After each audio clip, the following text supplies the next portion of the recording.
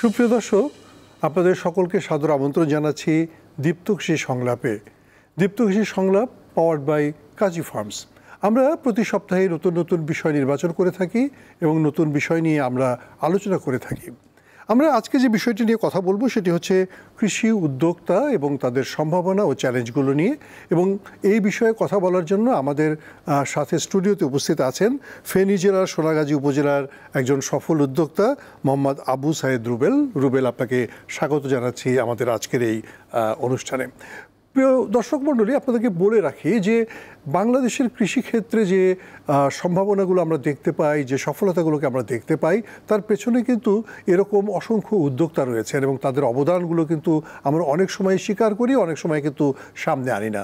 তারা কীভাবে কাজগুলো করেন, কিভাবে তারা সফলতাকে রচনা করেন এবং কী কী চ্যালেঞ্জগুলোকে মোকাবেলা করেন, এগুলো অনেক সময় আমরা জানি, অনেক সময় আমরা জানতে চাইও না, অনেক সময় সেগুলোকে নিয়ে আমরা খুব একটা বেশি ভাবিও না। আমরা আবু সাইদ রুবেলের কাছ থেকেই এই বিষয়গুলোকে নিয়ে জানবো এবং শুনবো। রুবেল, আমরা যেটুকু জানি যে আপনি প্রবাসে ছিলেন, সৌদি আরবে ছিলেন এবং সেখানে দীর্ঘদিন থাকার পরে আপনি দেশে ফিরে আসেন 2014 সালে এবং তারপরে এসে আপনি কৃষিকাজে যুক্ত হন। কৃষিকাজে যুক্ত হলেন কেন? আর প্রথমত আপনাকে অসংখ্য ধন্যবাদ সুন্দর একটি প্ল্যাটফর্ম কৃষি সংলাপে আমাকে রাখার জন্য। সেই জন্য আসলে বিশেষ করে প্রথমে যে কথাটি বললেন প্রবাস ফেরত, প্রবাসটা আসলে দীর্ঘ সময়, আমি 12টা বছর আপনার প্রবাসে দীর্ঘদিন যাপন করি। 2013 সালে আমার বড় ধরনের একটা অ্যাক্সিডেন্টলি হয়ে যায়, সেখানে ক্ষতিগ্রস্ত হয় প্রায় 5 কোটি টাকার উপর থেকে আপনার ক্ষতিগ্রস্ত হয়। সেখান থেকে আমি যখন ফেরত আসি দেশে আসার পরে একাত্মতা বোধ যে জিনিসটা, এই জিনিসটা ফিল করতাম, নিজেকে খুব অসহায় মনে করতাম। যেমন যেমন আমার দাদারা এবং চাচারা এই কৃষির সাথে সম্পৃক্ত ছিল, তো আমার একটা জায়গায় থেকে আমি যে কৃষিটা কেন একটু বেছে নিলাম। তো কৃষিটা যখন বেছে নেওয়ার পরবর্তীতে দেখলাম যে কৃষিতে কীভাবে লাভবান করা যায়, কৃষিটাকে কীভাবে ডেভেলপ করা যায়, যেটা আমি কী খাচ্ছি, আমার পরিবারকে কী দিচ্ছি, এর পাশাপাশি দেশ ও জাতির জন্য কিছু করতে পারি কিনা একটা অপরচুনিটি, সেটা হচ্ছে এই যে কৃষিতে আছে। তো সেই লক্ষ্যে মূলত আমার প্রথম যাত্রাটা শুরু হয়। আপনি তার মানে আপনি যেটা বলছেন যে সৌদি আরবে যখন আপনি ছিলেন সেখানে আপনি যে ক্ষতির সম্মুখীন হয়েছিলেন, সেখান থেকে আবার ঘুরে দাঁড়ানোর জন্য আপনি দেশে কৃষিকাজটাকেই বেছে নিলেন। প্রথমে কতটুকু জমিতে কাজ শুরু করেন? আমি প্রথমত একজন ব্যক্তিগত স্মরণ না করলে নয়, যিনি হচ্ছে আমাদের উপজেলার উপসহকারী, যিনি আশরাফ হোসেন পাটোয়ারি। আমার পর্যাপ্ত পৈতৃক সম্পত্তি আছে, যেটা আমার বাবা ল্যান্ডের অনেকগুলো মালিক, প্রায় আমাদের ল্যান্ডের পরিমাণ প্রায় 35 একর মতন। তো আমরা যখন ওনার সাথে একটু আলাপ আলোচনা করি, উনি বলে যে আপনাদের হিউজ পরিমাণ ল্যান্ড আছে, সেখানে আপনি যদি কৃষিতে ইনভেস্ট করেন বা একটু প্রথমত অল্প দিয়ে শুরু করেন, যদি এটা সফলতা পান তাহলে আপনি এটা একটা বড় স্কেলে করতে পারবেন। সেই পথযাত্রা থেকে প্রথম আমি বড়দান দিয়ে শুরু করি।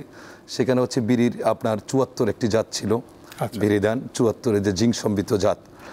সেক্ষেত্রে আমাকে বাংলাদেশ ধান গবেষণা ইনস্টিটিউট কারিগরি সহযোগিতা এবং উপজেলা কৃষি কর্মকর্তা এবং সম্প্রসারণের যারা দায়িত্বে ছিল, সবার একটা সহযোগিতা থাকা থেকে শুরু করলাম আপনার এই প্রথম বড়দান দিয়ে। সেই বড়দান থেকে শুরু করতে করতে আজকে হচ্ছে কি আমার মোটামুটি প্রায় 35 একরের মতো। সেখানে আমরা প্রথমত হচ্ছে কি আমরা হচ্ছে ধানটা আমাদের প্রথমত প্রায়োরিটি থাকে, ধানের পর হচ্ছে আপনার যে সরিষা এবং কিছু হাই ক্রপ আছে, সেটা হচ্ছে তরমুজ, এবং হচ্ছে সানফ্লাওয়ার, সে হচ্ছে ভুট্টা, তারপর হচ্ছে বার্লি, কিছু কিছু ছোট ছোট দিয়ে কাজগুলো শুরু করা হয়। তো আমাদের বড় স্কেলে সেটা হচ্ছে তরমুজটা নিয়ে বেশি বড় স্কেলে কাজ করা। আপনার কাছে কি মনে হয় যে আমরা তো এই কথা শুনি যে আমাদের কৃষিকাজ যারা করেন এবং কৃষিক্ষেত্রে যারা উৎপাদন করেন, তারা অনেক ক্ষেত্রেই ফসলের করে খুব একটা বেশি লাভ করতে পারেন না। আপনি তো অনেক বেশি জমিতে একসাথে কাজ করছেন, আপনার অভিজ্ঞতাটা কি? মানে লাভ করার ক্ষেত্রে সমস্যাটা কোথায় বা আপনি কেন লাভ করতে পারছেন সেটা যদি বলেন। এখানে একটা হচ্ছে কি আপনাকে যে কোনো চাষাবাদে যেটা একটা পরিকল্পিতভাবে করতে হবে। আপনি যেই ফসলই করেন না কেন, সেখানে তরমুজ হোক, সরিষা হোক বা খেসারি হোক, এনিহাউ যে কোনো ফসলই হোক, সেটা একটা পরিকল্পিত বাণিজ্যিক আকারে করতে হবে। আপনি যদি 1 বিঘা জমি যদি চাষ করেন, সেটার আপনার লাভটা আপনি বুঝতে পারবেন না, কারণটা সেখানে আপনার লেবার কস্টিংটা বেড়ে যাচ্ছে। এর পাশাপাশি হচ্ছে কি আপনি যেটা বিপণনের ব্যবস্থাপনা, আপনি একটা পণ্য যখন উৎপাদন করেন, আপনার কাছে যদি 1 টন পরিমাণ যদি সরিষা থাকে, সেটা আপনাকে বিক্রি করতে হলে অনেক দূরে যেতে হবে। আর আপনার কাছে যদি 20 থেকে 25 টন যদি সরিষা থাকে, তাহলে ব্যাপারী আপনার কাছে আসবে। এই যে যাওয়া আসাটা মানে বিগ স্কেল করার কারণে আপনি একটু সুবিধা পাচ্ছি। আচ্ছা, এমনি ধরেন যে আপনার যে মানে কৃষিক্ষেত্রে আপনার যে কর্মকাণ্ডটি আছে, সেক্ষেত্রে কি তরমুজের সফলতাটা কি আপনি সবচেয়ে বড় মনে করেন, নাকি অন্যান্য ফসলের ক্ষেত্রে সফলতা? আমি যেটা বলবো, শুধু যে তরমুজ দিয়ে সফলতা এটা বলবো না, কারণটা হচ্ছে বাংলাদেশে অনেকগুলো ক্রপ আছে, এক একটা ক্রপের এক একটা সময় থাকে। তো তরমুজ চাষ হচ্ছে কি আমরা একটা সিজনালি বিজনেস, হয়তো বা 4 মাসে একটা আমাদের ফসল উৎপাদন হচ্ছে, সেখানে একজন করতেছে, এখন আমার দেখে দেখে আমরা হচ্ছে লাভবান হচ্ছি, এখন অন্য কৃষকরা মনে করতেছে এখানে ভালো একটা লাভবান হবে, তারাও ঝুঁকতেছে। আসলে এটার ভিতরে একটা রিস্কের বিষয় আছে, যেখানে আপনি শুধু ইনভেস্টমেন্ট করলে যে আপনি লাভবান হয়ে যাবেন, তরমুজে শুধু গল্প শুনলেন যে লাভবান হয়ে গেছেন, ক্ষতিগ্রস্ত যেরকম লাভও আছে ক্ষতিটাও আছে। আমি একজন কৃষককে যেটা বলবো যে শুধু তরমুজ না, আপনাকে চিন্তা করতে আপনার কোন ক্রপ দিয়ে আপনাকে লাভবান করা যায়, আপনি কোন ক্রপ দিয়ে লাভবান হবেন সেগুলো নিয়ে চিন্তা ভাবনা করতে হবে। যে কোনো ফসল হোক, আপনি হয়তো তরমুজে গেলেন, লেটেস্ট কিছু ক্রপ আছে কিনা, আমাদের দেশে জানেন আপনি ক্যাপসিকাম হচ্ছে, বিটরুট হচ্ছে, চাইনিজ ক্যাবেজ হচ্ছে, আপনার ব্রোকলি হচ্ছে, সেগুলো বহির্বিশ্ব আমাদের বিশেষ করে মধ্যপ্রাচ্য রপ্তানি হচ্ছে। আপনি এই ক্রপগুলো দেখতে পারেন। শুধু একজন কৃষক শুধু ওইটা তরমুজ করতেছে, আমিও তার পিছনে বুঝবো, সেই কৃষক যখন ক্ষতি একটা করছে। ফসল করার ক্ষেত্রে মানে ঝুঁকিটা কম্পারেটিভলি বেশি থাকে, যদি মিলিয়ে মিশিয়ে অনেক রকমের জিনিস করা যায় তাহলে হয়তো একটু ভালো। যেটা আমার ক্ষেত্রে যেটা আমি বলি, যেটা হচ্ছে যেন আমার যে 135 টাকা আমরা সবগুলো কি তরমুজ করতেছি না, সেখানে আমরা সরিষা করতেছি, সানফ্লাওয়ার করতেছি, সেখানে আমরা হচ্ছে ব্রোকলি করতেছি, ফুলকপি করতেছি, এরপর হচ্ছে আমরা তরমুজ আছে, এরপর হচ্ছে আপনারা যে সাম্মাম করতেছি, মানে মিশ্রণ পদ্ধতিতে আমার হয়তো একটা ফসলে কোনো কারণে দুর্যোগের কারণে ক্ষতিগ্রস্ত হচ্ছে, আরেকটা ফসল আমাকে রিকভারি দিচ্ছে। তাহলে সেক্ষেত্রে আমার একজন উদ্যোক্তা হতে গেলে আমি যেটা মনে করি, সর্বপ্রথম আপনাকে একটা পরিকল্পিতভাবে কাজ করতে হবে। মানে হুট করে আপনি ইনভেস্টমেন্ট করে ফেললেন, একটা ল্যান্ডে মানে একটা প্রজেক্ট তৈরি করলেন, সেখানে আপনি দেখা গেছে বা তরমুজ বলেন, তরমুজ আপনি হুট করে আপনার 10 লক্ষ টাকা 20 লক্ষ টাকা ইনভেস্ট করেন, কোনো কারণে দুর্যোগের কারণে ক্ষতিগ্রস্ত হলে ওই কৃষক ঘুরে দাঁড়ানো তো সম্ভব না। আচ্ছা, এমনি তো ধরেন যে এই ধরনের কৃষি ফসল এগুলো তো উৎপাদন করার ক্ষেত্রে তো অনেক রকমের মানে আমি বলি চ্যালেঞ্জ আছে। যেমন ধরেন যে ভালো মানের বীজ পাওয়া, ভালো প্রযুক্তি পাওয়া, পরিচর্যার ব্যবস্থাপনা করা বা অন্যান্য তথ্য উপাত্তগুলো সবসময় পাওয়া, এই জায়গাগুলোতে আপনি কোন জায়গা থেকে সহযোগিতাগুলো পাচ্ছেন? আমি বিশেষ করে ধন্যবাদ জানাচ্ছি কৃষি সম্প্রসারণ আমাদের উপজেলার কৃষি কর্মকর্তা এবং যারা আছে, এবং হচ্ছে বাংলাদেশ ধান গবেষণা ইনস্টিটিউট। আমরা আসলে ওখানে কি ধান গবেষণা ইনস্টিটিউটে আছে, আমার ওখানে একটা বাংলাদেশ ধান গবেষণা ইনস্টিটিউট আছে কার্যালয়। তো ওখান থেকেও ওখানকার কৃষকদেরকে আপনার প্রশিক্ষণের মাধ্যমে কিভাবে ধান লাগানো হচ্ছে, আধুনিক প্রযুক্তিতে চাষাবাদ যেটা, সেই কার্যক্রমগুলো তারা ধারাবাহিক হচ্ছে, বিনামূল্যে বীজ দিচ্ছে, উন্নত মানের যে বীজ, এবং হচ্ছে কি কিছু বীজ আমরা হচ্ছে যে কৃষি সম্প্রসারণ থেকে নিচ্ছি। এবং আমরা নিজেরা যারা বিশেষ করে যা কৃষি উদ্যোক্তারা, আমরা আসলে বিভিন্ন বাংলাদেশে অনেকগুলো কোম্পানি আছে, বীজের বা কোম্পানি আছে, এগুলো হচ্ছে সামান্য করে আমরা ট্রাই করে দিই মানে ভালো কোম্পানিটা ভালো বীজ হয়। তো সেই ক্ষেত্রে আমরা চয়েস করে নিই এই যে আমরা এই বীজ, এই কোম্পানির বীজটা নিলে হয় কি আমাদের জন্য উৎপাদন ক্ষেত্রে ভালো হবে। এখানে বীজের যে একটা গুণগত মান স্ট্যান্ডার্ড থাকতে হবে। আপনার গুণগত মান যদি না থাকে ভালো, তাহলে কৃষক কখনো লাভবান হবে না।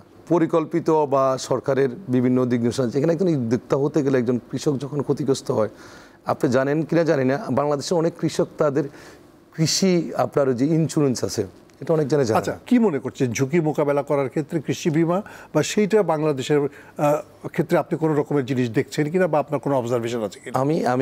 আমি যেটা মনে করি সেটা হচ্ছে কি, একজন কৃষক তার একটা ইনভেস্টমেন্ট থাকে হয়তো 5 থেকে 6 লাখ টাকা বা 4 লাখ টাকা, সেই ইনভেস্টমেন্টটা পুরোপুরি ইনভেস্টমেন্ট করে ফেলেন।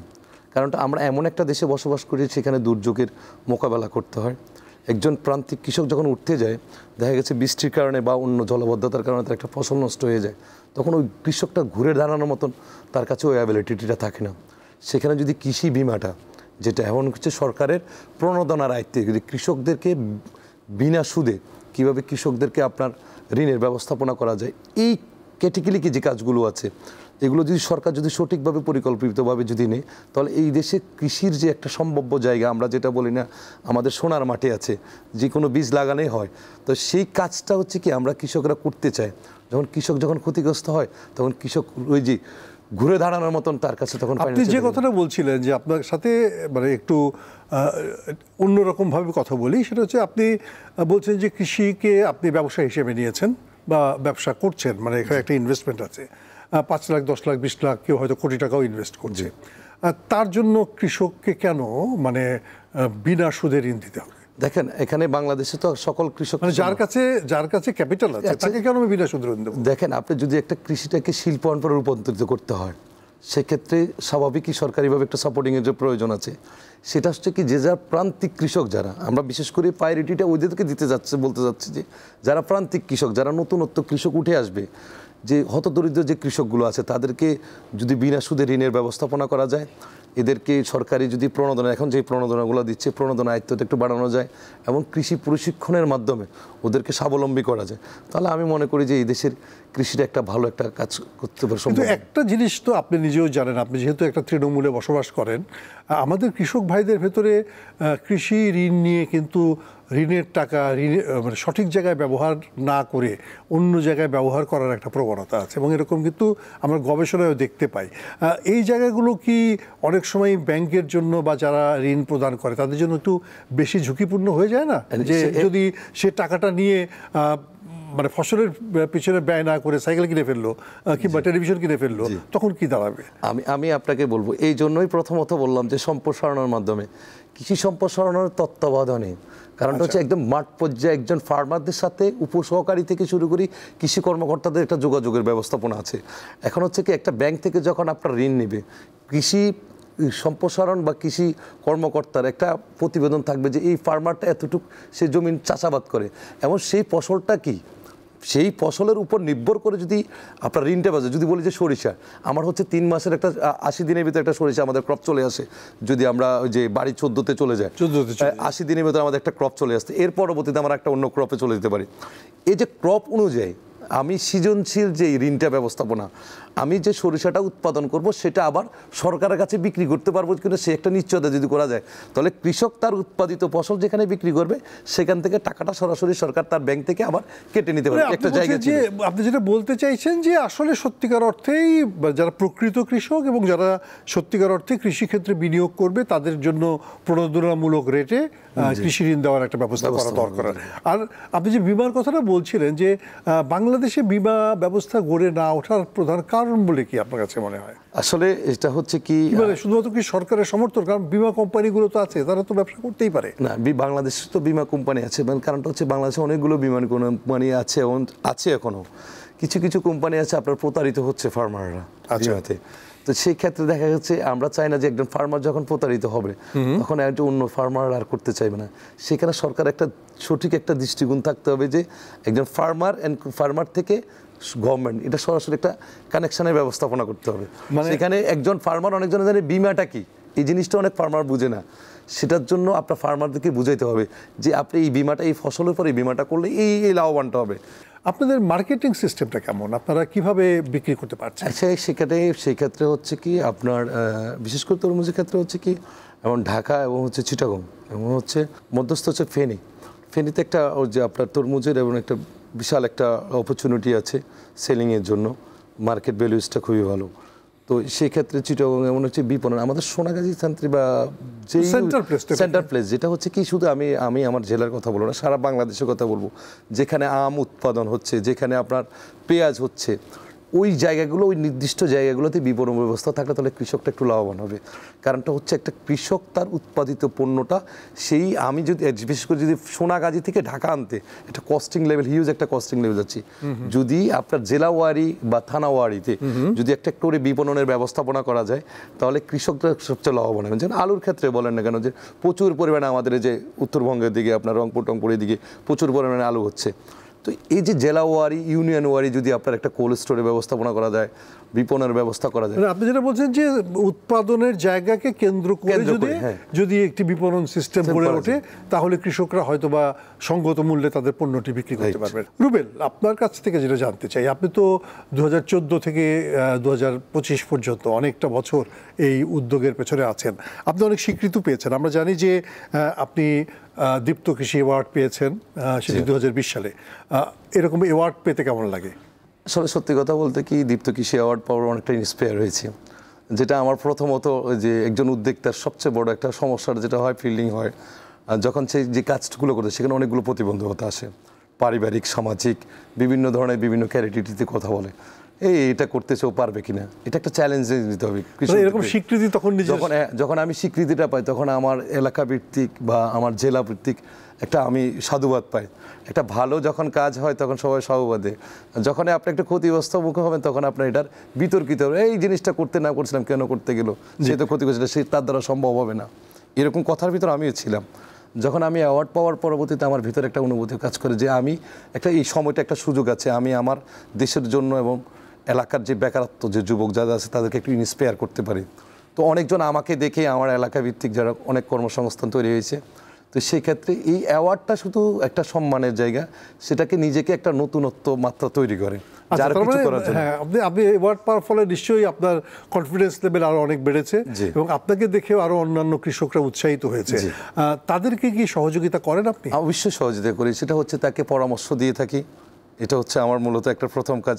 একটা কৃষক যখন আমার একদম সে উদ্যোক্তা হতে চায়, সে কী ধরনের সহযোগিতা চায়, সে পরামর্শ করে যে আমি কীভাবে করতে পারি, তখন তাকে বিভিন্ন ধরনের একটা দিক নির্দেশনা দেওয়া হয়। তুমি প্রথমত এই কাজগুলো করতে হবে, এগুলো তোমাকে মেনটেনিটি করতে হবে, না হলে তুমি একটা প্ল্যাটফর্মে আসতে পারবে না। একজন উদ্যোক্তার প্রধান গুণ কি হওয়া উচিত? প্রথম গুরুত্ব হচ্ছে একজন উদ্যোক্তা তার সঠিক একটা পরিকল্পনা থাকতে হবে। আমি যে কাজটা করব সেটা লক্ষ্যে আমাকে পৌঁছাতে হবে, প্রথমত এটা কাজ।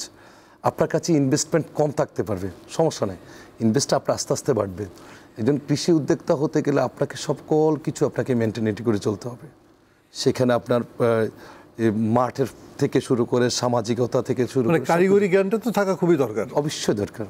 মানে মাঠে কিভাবে জমি চাষ হচ্ছে, কিভাবে ফসল বোনা হচ্ছে, কিভাবে ফসল ম্যাচিউর হচ্ছে, এগুলো তো জানা দরকার। সেগুলো তো জানার দরকার এবং তার পাশাপাশি তাকে একটা প্রশিক্ষণের, আমি মনে করি সবচেয়ে হচ্ছে কি একটা প্রশিক্ষণের ব্যবস্থাপনা। কারণটা হচ্ছে একজন কৃষক, এখন দেখেন আমরা যখন দুনিয়াতে যখন সর্বপ্রথম আসি আমরা সব কিছু শিখে আসি না।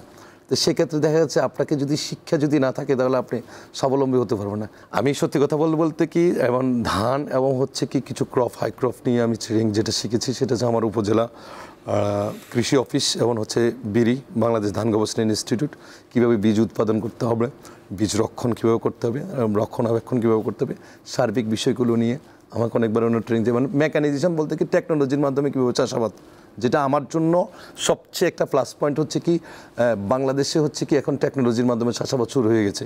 আপনি ধান বলেন, যেন আপনার যেন কম্বাইন হারভেস্টার দিয়ে ধান কাটা, রাইস টেন্ডার দিয়ে ধান লাগানো, যে কিভাবে আপনার গ্রেডিং করতে হবে, কি আপনি ব্যবহার করছেন? এগুলো আমার কাছে অলরেডি যত আছে, আমার নিজেরই আমার আছে, মেকানাইজেশনের কাজটা আপনি করতেছি। তো সেক্ষেত্রে যে এই যে একটা প্রশিক্ষণের বিষয়, ইউরোপগুলোতে আমরা বিভিন্ন দেশে যাওয়া হয় বা ছিলামও, তো সেক্ষেত্রে দেখলাম ওখানকার যে টেকনোলজি, বাংলাদেশের যে টেকনোলজি একটা অনেক ডিস্টেন্স।